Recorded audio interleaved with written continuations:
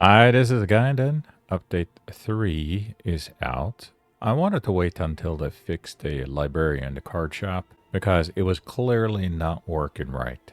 So let's go through this real quick before I showcase. This video is going to be maximizing frontline damage using a knight and then the support section behind. So before I do that, and it's going to be several different videos of the frontline damage potential and the backline damage potential. So it's going to be the knight in two different scenarios. It's going to be the exosuit. And then we're going to go to the backline, which is going to be more of a damage that is going to be provided by the arbalist and the bombardier. And we're talking about the votive guild here, or the votive, not guild. Oh, gosh. Dude. The votive origin.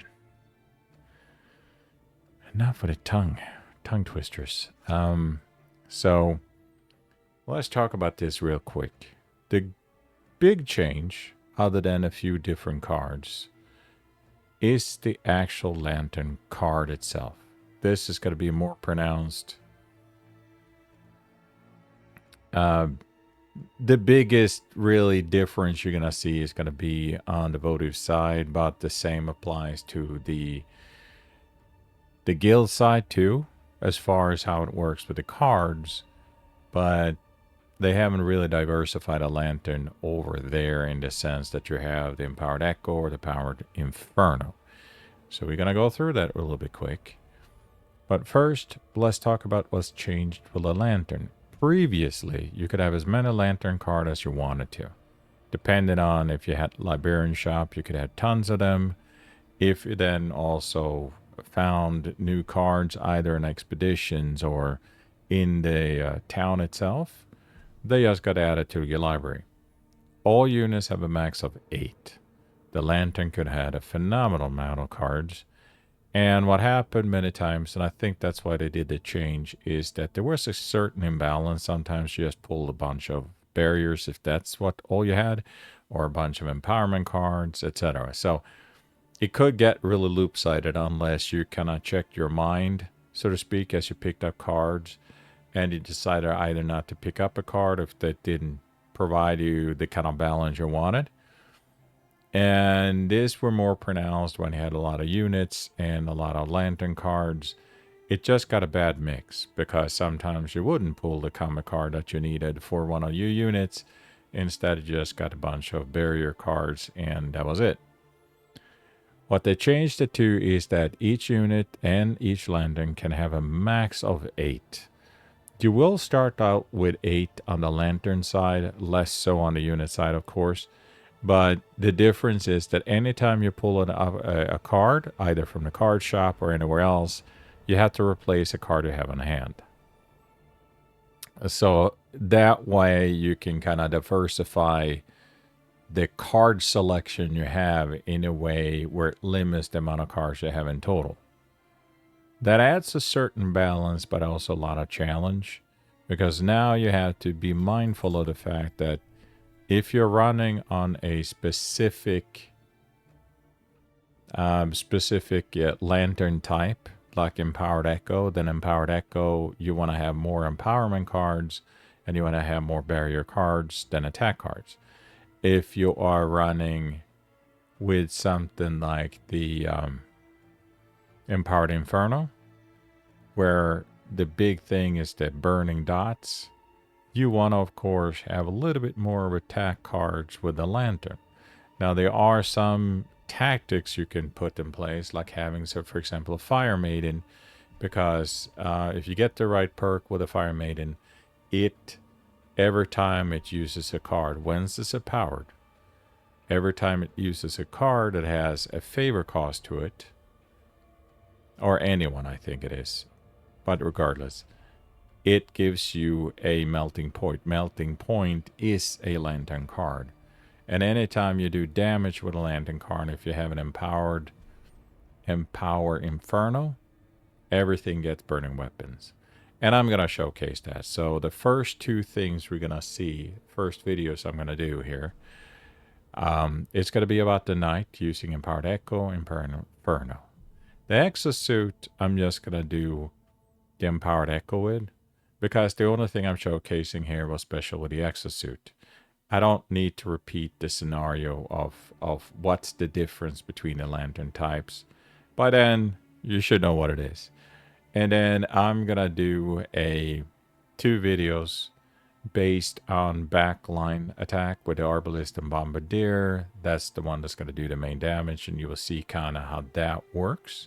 Both empowered echo and both with the empowered inferno. So you can see the difference. If you can kind of get an idea how well that would work with your specific tactics. And finally, I'm going to do a video using the asket. And the difference there is that I'm not going to so much focus on doing front or back line damage, maximizing it. I'm going to do a blended. That's going to be one with a knight in the front line. It's going to be empowered echo, so I can maximize barriers. I'm going to have a bombardier. I'm going to have the Vanguard, and I'm going to have the asket. And the asket's only job is to do auto flurries. And auto flurry is just more attacks in your attack phase. And that way you can see what a blended model is when you start doing the auto flurries and how well that works. Now the cool thing is that the bombardier have what's called the recoilless. There are several cars that are recoilless. One is, and let's just check it out here. So this is the new icons or the new graphics for the bombardier. And if you look at some of the cards, there's one card in particular that's really good. Calm Under Pressure. Calm Under Pressure adds recoilless to everyone. So if you have a situation where you get exerted or you do fully loaded, for example, as you can see, that gives you an auto flurry. That's an auto attack right away with your unit. And then you get exerted. But if you have this one, Calm Under Pressure, you can skip, as you can see with here, recoilless ignores the effect of exerted. So you don't care about that. That means in your auto attack after that, it still have the multi-attacks. So the point is that if you then play around with the asket that have something like interweave that gives auto flurries to every single unit as long as it has another unit in the same zone, that is a way for you to just maximize attacks both from the back and the front. And you will see how that turns out. So you're going to be a bit more dependent on the Vanguard for the armor needed in order to work your knight. But on the other hand, hopefully you will have a couple of auto flurry attacks that just compensates for some of that effect, where you can get the decent amount of attacks regardless with the auto flurry effect. So what am I talking about here as far as this time? Well, we're talking about frontline damage. So that is the guard zone and maximizing the amount of damage that you do there. And for that, there's going to be 4 different units. Okay. First, we're going to have the knight itself. And the reason why we do the knight is because the perk that it has is empower the knight to increase its attack power based on armor. So that means that if you have a vanilla one with just 2 units, as you see right here, then you start with 4 in attack value. If you empower this one time, and you can have as many empowerments as you actually have units, so maximum of 4. If you empower this one time, you get also add the armor to it. Now that's armor, not just the armor it have, but armor that it gets too.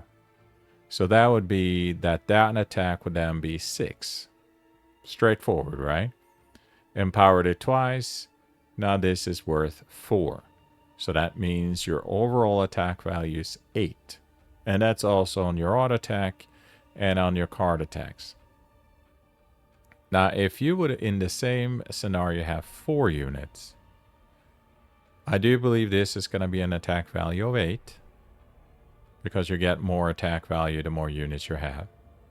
Now, in that case, let's say you empower it 4 times. Okay? 4 times 2, 8. Plus 8, 16. So that's an attack value of 16 of just empowering this at full with its vanilla armor value. Armor value do not go up when you get more units. So that means you're going to have 16 in damage on your cards and your auto attacks. Then ponder this. Let's say you actually just have the Vanguard. So that's the new art for the Vanguard. That one has a number of different cards that adds armor. If you're just looking for the vanilla, if you're not looking at the upgraded version, right? The upgraded version gives you +3. The vanilla one is just +2. This one, upgraded, is fading armor 4, but exertion disappears. So if you're just looking at the vanilla stuff that this guy can get, you will have 2 in armor. In addition, if you throw that on the knight, fading armor 4, so that's another 4. You can see that it's easy to build up attack value pretty quickly. Now these are fading armors. Okay, so it's going to lose 1 armor every single round. But if you have constantly adding armor on every single turn, then it's just going to build up. So the Vanguard is decent, and it starts with 2 of these defend, and then you have the opportunity to pick up a couple of these protections. That's why you're going to use that. So you're going to get rid of the lunges, and then you're just going to start adding more of the good armor. Now, the reason why you want to do the Dauntless is kind of similar. Dauntless have 3 different armor cards that you can use. Other than having a bunch of spare attacks that adds Rupture, which is another dot attack, which only takes an effect when they're staggered. It has Protect 2, which is a pretty decent, I mean, there's no denying fading 4 starting out. And then you have this one is Spiked Formation, which, as you can see, is fading armor 2 for all friendlies. So that will add for all units fading armor 2. And that's pretty decent to have. Immortalize, however, is the best one. It gets 2 charges, if upgraded, cost 1 in command, and adds fading armor 7. Fading armor 7. That's a huge bump in just armor on, let's say you get it on the first turn. Fading armor 7 with the existing 2, you empower it once. That's 9. In addition to that 4 that already have an attack. So you can see how incredibly powerful armor is on the knight, and especially with the attack damage. You can easily get over 10 to 20. Very little investment as far as armor, and if you keep on empowering it and upgrading the amount of units. So in the same scenario, you upgrade 4 times, existing armor 4, remember that was 8, right? Full 4 units, empowered 4 times, 2 in the basic armor is a total of 16. Yeah, 16. Now let's say you add this one. That's fading armor 7. So that's 7 plus 2 times 4. 32? Am I doing the math right? So 32 in additional damage. Did I get that right? Anyway, math. How hard is that? No, it's 28, right? Yeah. 7.33. Yeah. 28. So 28 plus 8. Now you're looking at 36, right? And that's just by throwing 1 Immortalize on a fully upgraded unit and then empowered 4 times. This can be massive. And that's just on the Dauntless. And then the Dauntless, of course, have all these different spare attacks, many of them adding Rupture. But you really want to use it for the Protection, Immortalize, and Spiker Formation. Pretty simple. Now, as far as why do you do the Fire Maiden? Well, that's pretty simple. The Fire Maiden has a number of support cards. First of all, just by itself, in the effect, it lowers the first card that has a favor cost to it by 1. And that's awesome because there are going to be a lot of good cards that adds empowerment, and you can essentially empower stuff for free. So this one is phenomenal. Sometimes you also get this perk which adds the melting point. So again, if you're playing the Empowered Inferno, that's just a great perk to have, because that melting point is just, one way of starting a fire. But even so, it still adds a little bit of burning damage, even if you do in the Empowered Echo instead, and it's still a little bit damage. It's a pretty cheap, relatively, if you happen to have a command point over and you can't really afford to use any of your larger attacks, perfect. And plus, as far as card-wise, they have several that are really good. Flowing Favor lowers the cost for the next 2 or 3 if you upgrade it. Pretty good. Blast Wave is pretty decent too. It detects everything in one zone. And upgraded is 15 and 15 stagger. Again, pretty good. Somewhat costly. Blinding Torrent adds Feeble 2 or Feeble 3 and 11 of damage. A very cheap, really good one to have. But the ones that I really like for this, Lighthouse. Empowers everything except for itself, even including the lantern. Pretty awesome. And of course, just lowers the cost to 1 if you upgrade it. Then Deliberation, you gain more of their cycle, the runic recycle. And then you get Initiative, so it's on your hand when you start out. Mark Within is really good. It applies Mark 1, or in the case Retain. Retain is really not that good. It just means it's on your hand once you get it, until you use it. So that one is not as good, but the Marked 1 is the most important because it exposes the weak points on a unit so you can start taking really good damage. This one is pretty decent too, but it only applies to units in your support zone, including itself. But since it doesn't have an attack, it doesn't have an auto attack, it's not as useful on that. But anything in the support zone itself, if you're running a scenario where you're doing backline damage primarily, then having an attack bonus of 2, that's permanent for the rest of the game, or for the rest of the actual battle. And that's pretty much it. So it has a number of decent support type cards that can be really good, like Scouring Light is pretty decent too. That is Feeblement 5, Burning 5 on all enemies when it's upgraded. That's pretty decent. That lowers the kind of damage in a decent way. Now, the Knight itself has a number of really good things. So if you're just looking at it as a damage delivery platform, the Knight itself, empowered, is pretty awesome. Its auto attack is pretty beastly. But it also has a number of really good cards. Armored Advance never walks backwards, always forward. It will always move forward. So if you use that one, even if you're in the guard zone, it's not gonna make you go backwards like most of the other movement cards.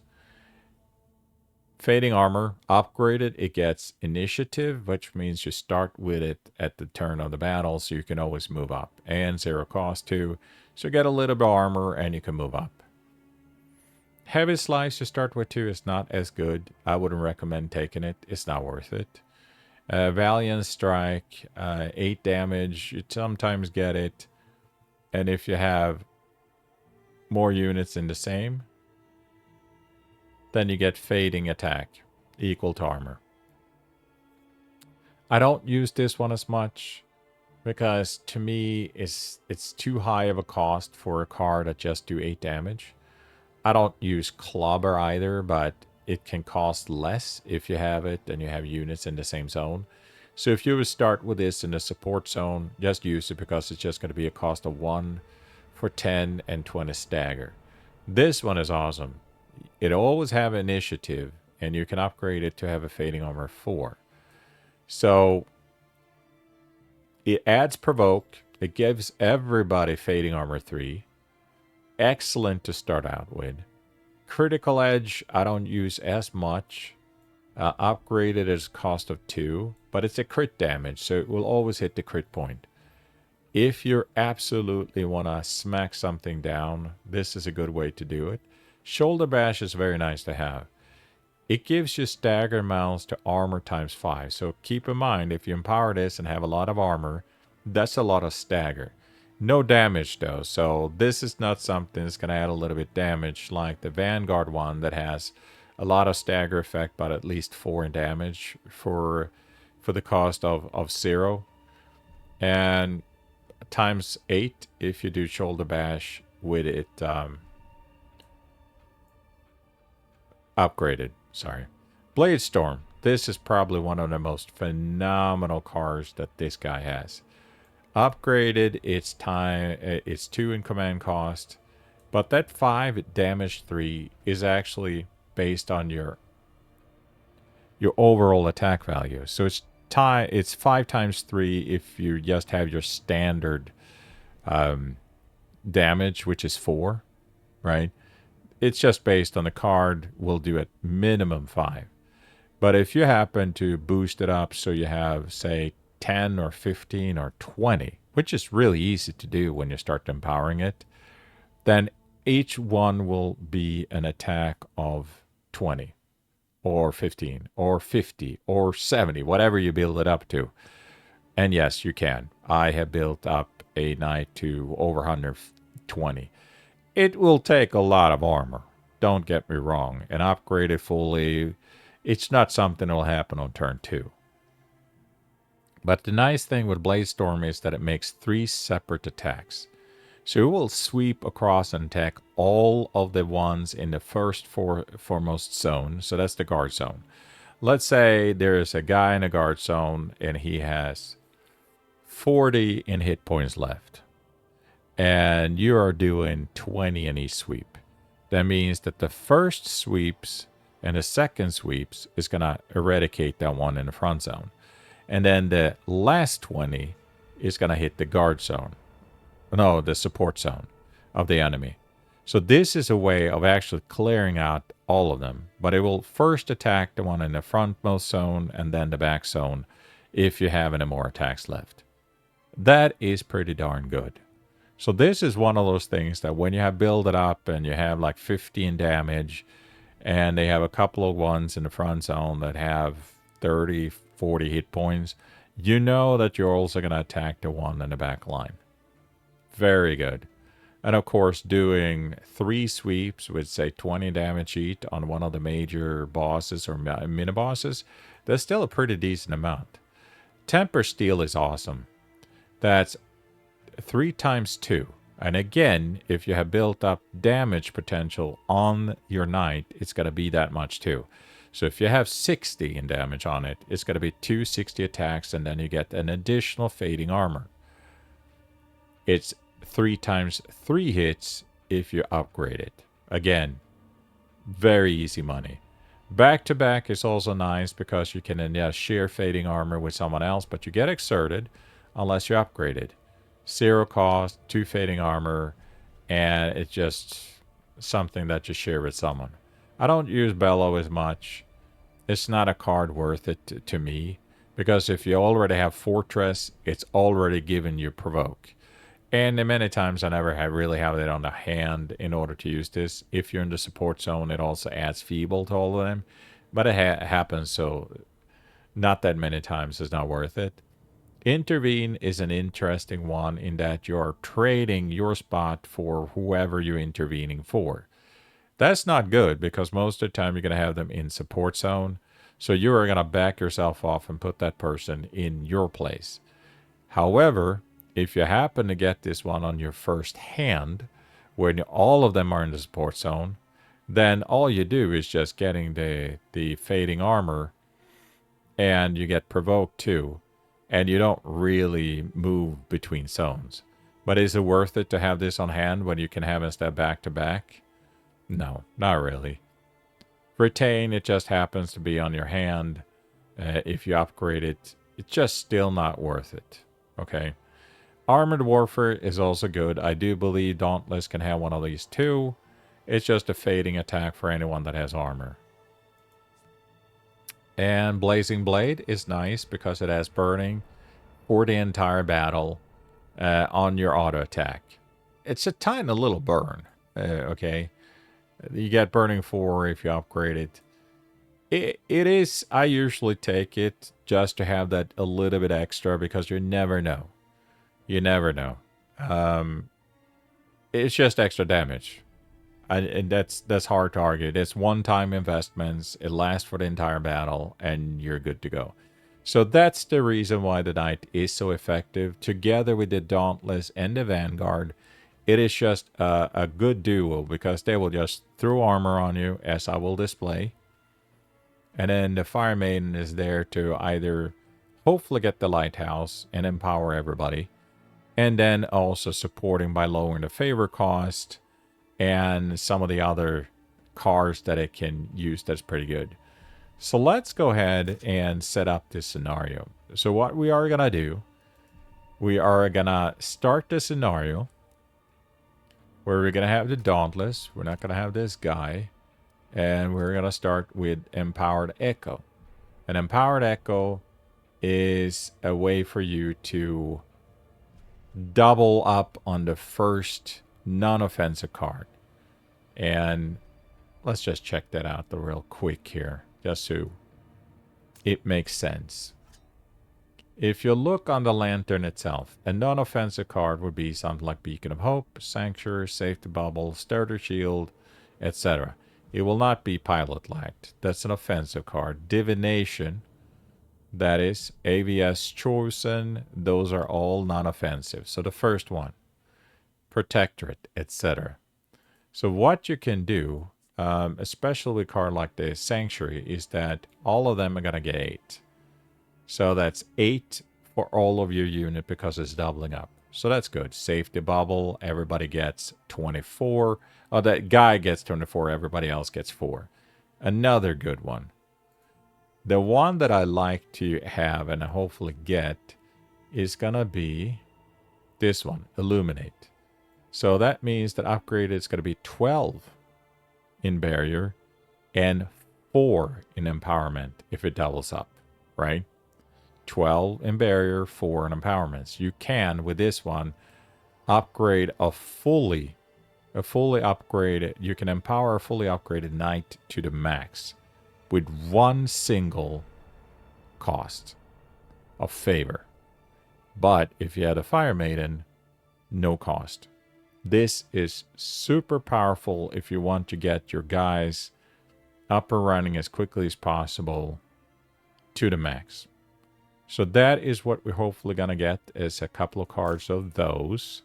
You can easily replace barrier cards with that just to have some of those. And then you try to get some of the other ones that are multi-barrier cards. And you can pretty much get rid of all of the... So let's just showcase that here. You can get rid of all the offensive cards that the Lantern have. It's really not worth it because you really don't want to use it. So to start out, they have these 2 Aurora Beams. Get rid of those. You can start replacing all of this with something better. Either the Illuminate or anything else that gives you empowerment. There are some that gives you, for the same cost, it gives you like Empowerment 2 instead. So get rid of the Ava's Chosen ones with something that is better empowerment cards. Get rid of the Aurora Beam completely, and then start replacing these light barriers with something that is far more appropriate, like heavier. Like the Bunker, the one that costs 2, and you can have a doubling up to 24, or even the multi-barrier ones that just adds barriers to all of your units. You do that, you should be good to go, and we're going to showcase that here. Anyway, let's start. So here we have the first cycle's major boss. He has a couple of attacks that are interesting. Some of them aimed, of course, directly to your Lantern, but also a spread of attacks that can attack several different of your units at the same time. So we have already started building up empowerment on the Knight itself, and of course the Lantern. And in this case, I generally just move up as many units as possible. And the reason is because it likes to spread out attacks across multiple different units. So it's not just going to hit one most of the time. It can attack several, so there's no real point just sitting on the back line and do nothing. Maximizing damage against this guy is probably the best thing you should do.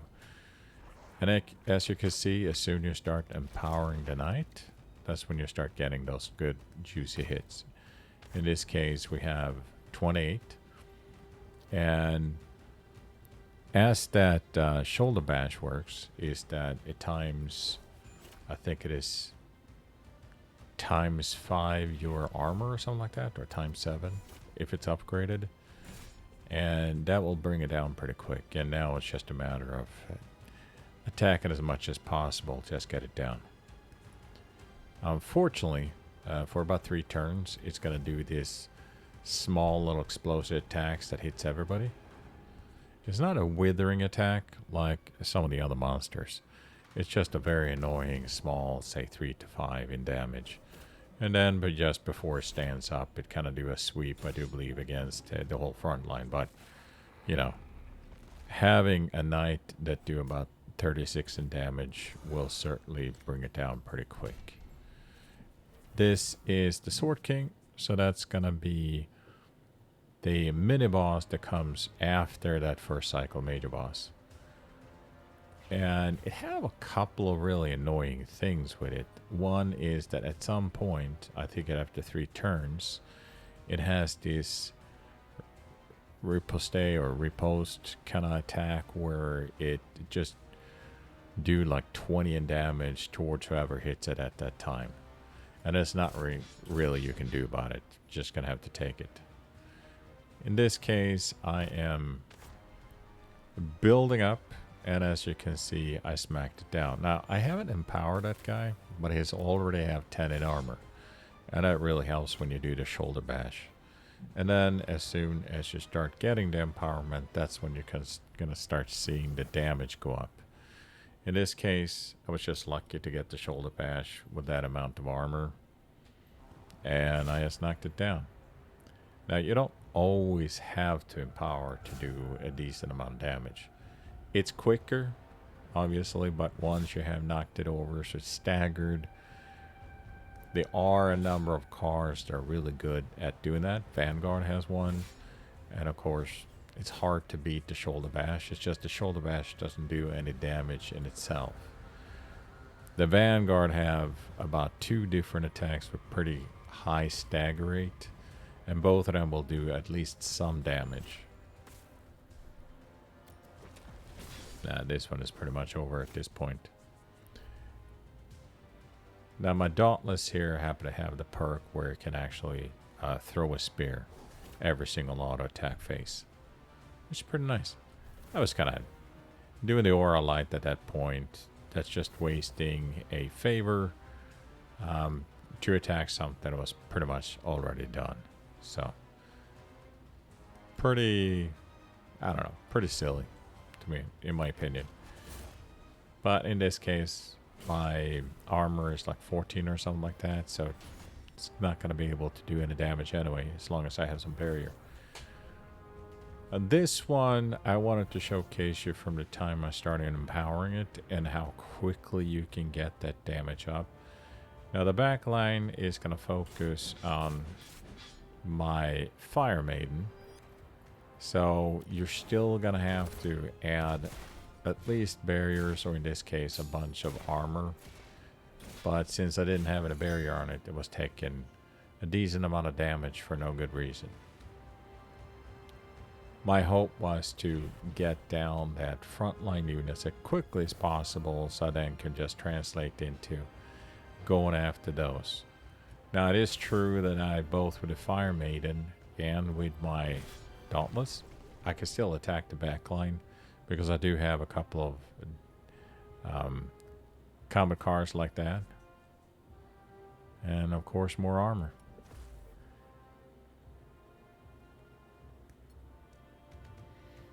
And I decided, since they're focusing so heavily on my Fire Maiden, I was just going to move up the amount of units I could that made some sense. There you go. Fully loaded knight, 36 in damage based on the armor it had. And then of course I just knock him over so he can't really do anything, and then the rest is just gravy. And here we have this is a Mina boss event. So those 3 globes will move up and then explode and damage your lantern. It's always important then to, as quickly as possible, neutralize them or build up a ton of barrier on your lantern, because you don't really want to start destroying its barrier with silly encounters like that. But it's hard to argue when you have a knight that can pretty much just one tap him.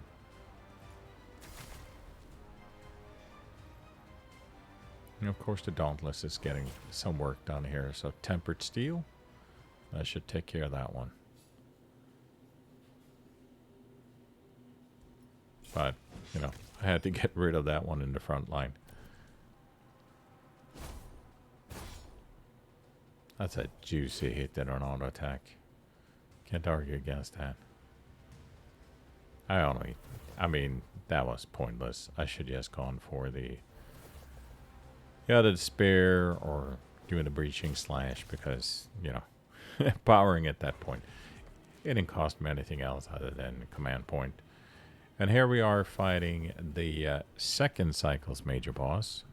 And what it normally brings out is 2 different, like, dragons or whatever they are. And of course the boss itself can slam you at times.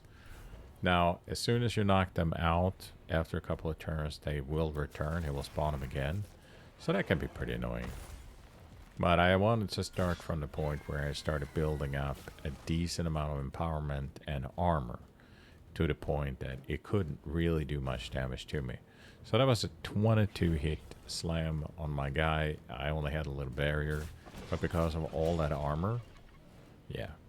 57 in damage, 63 right now. If I get another really good attack, then he would be toast. So he spawns them again, which means I'm going to have to knock them over.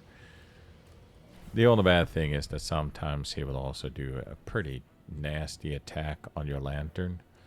So you want to take those 2 dragons in the front of it, I call them dragons, as quickly as possible so you can actually win the encounter without having to take major damage to your barrier. In this case, I'm now at 81. That means that I can pretty much just one pop any of the frontline ones. That one is going to be a withering attack. That's 7.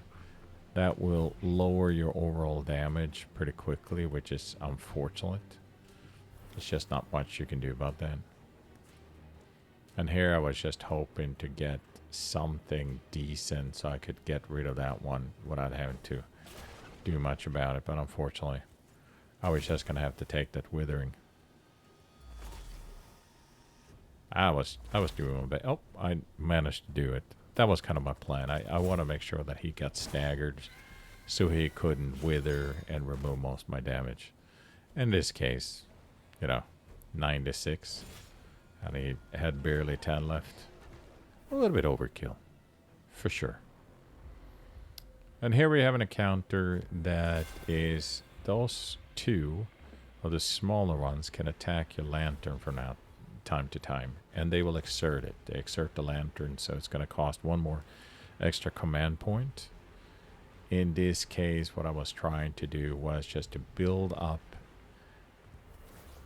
as quickly as possible both protection and DPS, because you want to get rid of those ones before they start continuing to exert your lantern, because, you know, it's going to cost you a lot of command point for that. Yeah, there's the good old shoulder bash again. Unfortunately, I have to use Hunker. I prefer the other one. It's called the Bubble something. Hunkers just exert you. Even though it's a pretty good upgraded, it's like 20. And then if you can double barrier that one, that's 40. So that's, it's pretty decent. But it will also exert you for 2 turns. And that's pretty excessive. The bubble at least can bring you up to 24 when you double barrier it. And that's good enough for most cases, especially when you start building up armor. In this case, I hadn't really gotten that much armor up. And I just didn't have that much luck with my actual cards. And he kept exerting my lantern, so it just got very annoying. Now it's down to 5 hit points on the lantern. And that's not really where you want to be, especially when you're having a hard time pulling all those barrier cards. And again, I only have like, in this case, 8, 10 now as far as armor. And all I wanted to do was just at least get some kind of barrier, so that way I didn't have to take that much damage. But in the end, it looked like I'm just going to have to rely on the armor, which meant I was going to take like 1 hit point each, which is not bad. It's just unnecessary, to be honest. And you want to get rid of those affliction cards. Some of them are pointless. Just read on them. But some of them actually do damage to your lantern. Some of them do damage to your units. There's also a nasty one that halves your hit points on one specific unit. That one is pretty painful.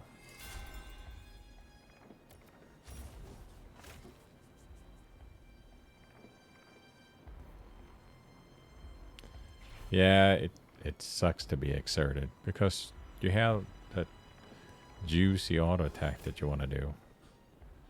And it takes away a decent amount of your DPS. I mean, they were both been gone if I hadn't been exerted. With all that armor that I have on right now. And fully empowered. Yeah.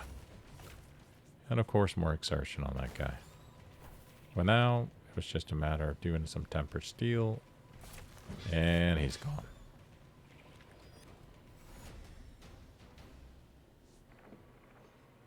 Okay. So, that one with the 4 arms and swords, you can't attack him on your attack phase. Unless you have a card that can hit the crit point direct. There are a couple of cards like that. The Fire Maiden, for example, have a card that can expose the crit points. And then the Arbalist have a card that can hit the crit point. And of course, the Knight have one. But most of those cards are pretty expensive to use. And I prefer not to get them. If I would have a choice, I would do something like the Blade Storm over doing the one that like critical cut or critical strike or something like that. It is a nice card. It's just too expensive. It's 3 command points. And I think it's just 15 in damage, which is not bad if you hit the crit point, but Blade Storm can destroy entire lines. Of course, this one would be safe because you can't hit them normally. Now, I do believe also the Zealot have some kind of cards that just both crit points, but I don't really use the Zealot that much. Rapture is a nice feature. It's just not as useful. So, in this one, I wanted to showcase how it is if you can just solo stuff like this. Now, these are not particularly dangerous. There are just a lot of them. And what they will do is that they will throw this toxic thing. And then, of course, do a medium damage. And it's just a matter of empower and just armor up as quick as possible. And you want to make sure that you also have enough barrier to avoid that pestilence kind of damage. And it's only like 27 hit points on the enemies. So it's not like they're gonna be able to take a lot of damage. Like this one was an auto attack and it was gone. It's even more fun if you have the Blade Storm, because then you can quickly just destroy the whole thing, even in the first turn. Now, the one that looks like a giant cannon, it can be pretty nasty, because it will focus its fire on the unit that hit one of the enemies last. That means that if you're unlucky and you don't keep track of that and you don't notice, you might be using, say, the Fire Maiden last, or even the Lantern. And as you can see, that's 16 in damage. Now, the more hits they take, it lowers the damage a little bit. So the first turn is not so bad, even though 21 seems like a lot. It gets worse. If you allow that unit to stick around for about the first, now this second turn, it's going to rest. But if you wait on third turn, it's going to be in the 30s. If you wait until the fifth turn, I think it's something like in the 40s. It just gets so high that you really need something where you have a lot of barrier and a lot of armor. Then you can usually deal with it. Plus, you also want to make sure that the knight is the one that attacks last. If you only get combat cards for all the other units except for the knight, it can be pretty tough. Then you can end up losing 1 or 2 units, or at least get it pretty mangled. In this case, I was kind of lucky. I do have the shoulder bash, so as long as I have a decent amount of armor, I can easily get it down. The only bad thing, of course, is that those other units can attack your Lantern. So it's one of those things where you're going to have to sacrifice a couple of cards to safeguard a Lantern too. In this case, I added a bunch of armor to it and some barrier, and it was all good. And then it's just a matter of destroying all the units. As you can see, I did manage to pick up a bunch of good, decent armor cards for the other units, like the Dauntless and the Vanguard. And that really adds up quickly. So this is the Vanguard. I had like 5 different armor cards on it. 3 of the Protect and 2 of the Defend. It's just ginormous. And as you can see, 25 in armor right now, 118 in damage. Yeah, it's kind of ridiculous. Hey.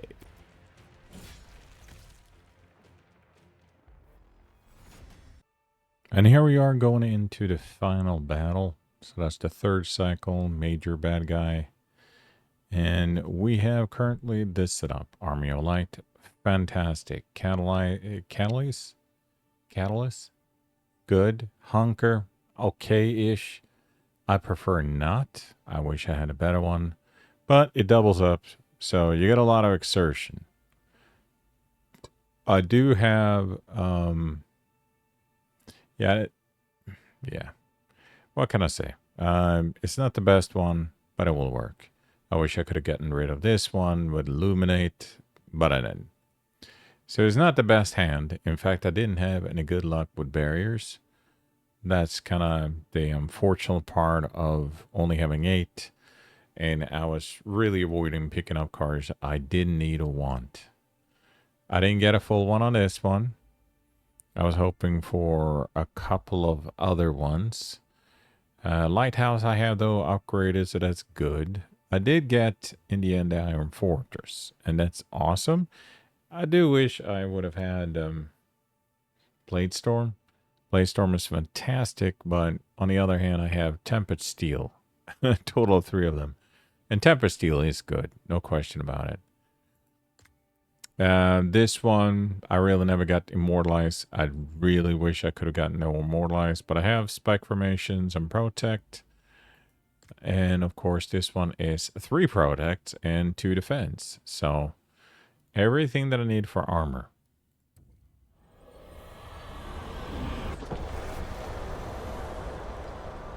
And as you saw from the other kind of battles, it really helps. It really helps being able to have all that armor to build it up. It really makes a difference. So here we're gonna go.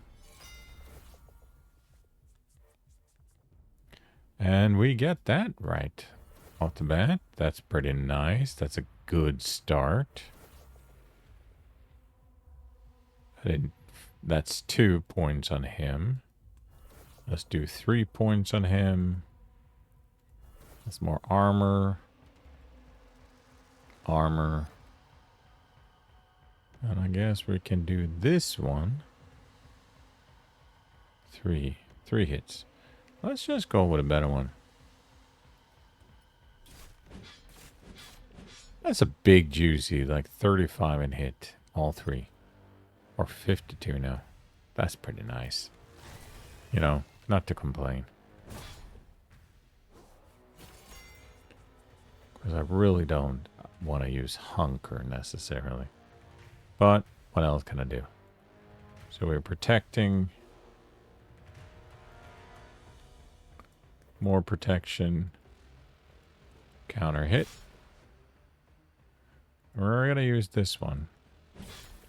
That's a big juicy hit. And then we're going to protect him. Now he's going to be exerted for 2 turns. And that's not good. But on the other hand, he's pretty protected. Okay. So we're going to do that one.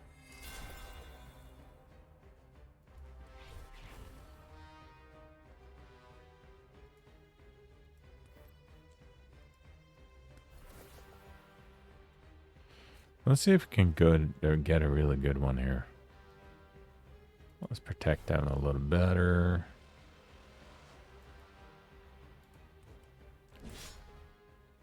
Yeah.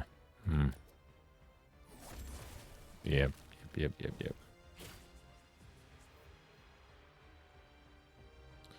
Now it's going to flip everybody around.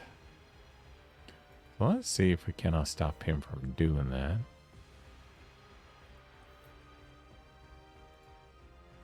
Yep. That really helps. Let's go ahead and do that one. Start working on getting that down.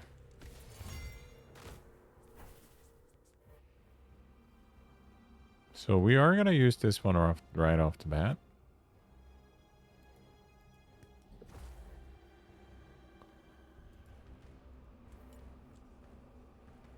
And we're going to throw a spear. Melt point. Melt the point.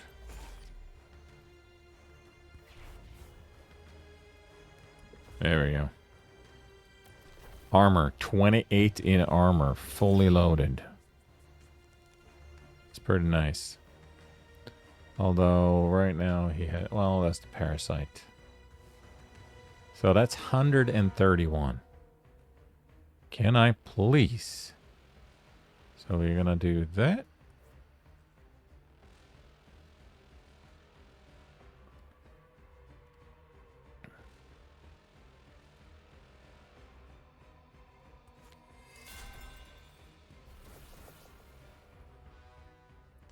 Shoulder bashing. Bam.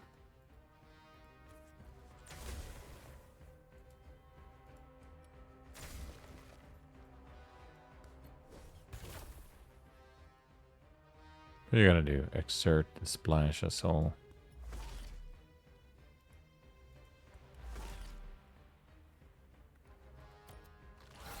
Yep. So he's going to now set off that bomb. So we're going to add protection.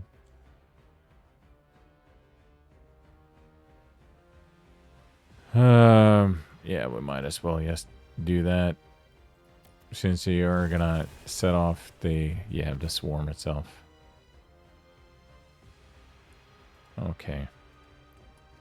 Let's chew him up. There we go. Done. Yeah. What can I say?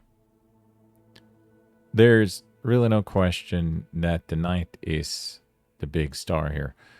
I was lucky that I got that one heroic, which means that anytime I use a card on it, it gets another fading attack. So that helps too. It's not as massive as if you get Sword and Board. Sword and Board increases the armor, so fading armor, and given that this guy got like 4 times with a fully upgraded unit, 4 times the amount of armor. Yeah, that's why I could pop over 100 really easy. All I was just wanting one of these, and then I would do 3 times whatever the armor is. That one just allows you to get up in the front zone, and then this is just when you get staggered. And I didn't really have an opportunity to do a lot of stagger damage because he still had the armor of 99. That one was pretty lame. At least I got the lighthouse, so that's empowerment. Pretty decent. I did get a pretty decent amount of armor though. Immortalize would be better. Maybe more protect instead of spike formation, but spike formation is also armor, even if it's a lot more temporary.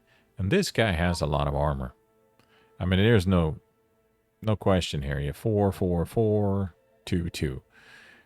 The chance that I will that I will be able to pull a armor card among all the 3 ones that has armor, that one will start out with 2. You're gonna get one of those armored advanced, and certainly one of those temper steel, and then of course you have these 3, and then you have these 5. So I was gonna be able to armor up very quickly. It also helps to have those double barriers, even though I really didn't have any good barriers to start out. Hunker, Exerted 2, that's pretty rough. I wish I had something better than Shelter, and of course the life barrier here. I really wish I could have replaced them throughout the whole thing. I would easily have taken, instead of the Ava's Chosen, one of those Illuminate. Illuminate, upgraded, that's 6 in barrier, 2 in empowered, double that, and you're good to go. That's all you need. But there you have it. This was a look at Knight as the main damage dealer, and you're probably not going to find a better one-hit type damage. Exosuit has the Earthbreaker, and Earthbreaker can be devastating for a whole group of people, but so can the Knight be too if you happen to get Swordstorm. Swordstorm is not Swordstorm. Is it Swordstorm? I thought it was Bladestorm. Let's go ahead and take a look before we give this one up. Let's check that out. There you go, Bladestorm. So, Bladestorm is probably the best card if you can afford it. It's expensive. Earthbreaker is not as expensive. If you look at the Exosuit right now, Earthbreaker is affordable. It's just 1 command point, and the damage dealt is equals to ×3 the armor or ×5 upgraded. Very, very good. And then if you also happen to have Decimate, that's pretty nice too. You can actually stun major bosses with that, so that's pretty nice. But here we go. That was this particular setup with the Knight, the Dauntless, the Vanguard, and Fire Maiden. Maximize frontline damage. The next video is going to be the same, but with the empowered Inferno. So you can see how Inferno as a dot damage in addition is awesome, but you will also probably notice that you tend to take more damage. You have a great day. Awesome life. Terrific week and upcoming. Last of the fall, I hope that works for you. And until we meet again, as I always say, adieu.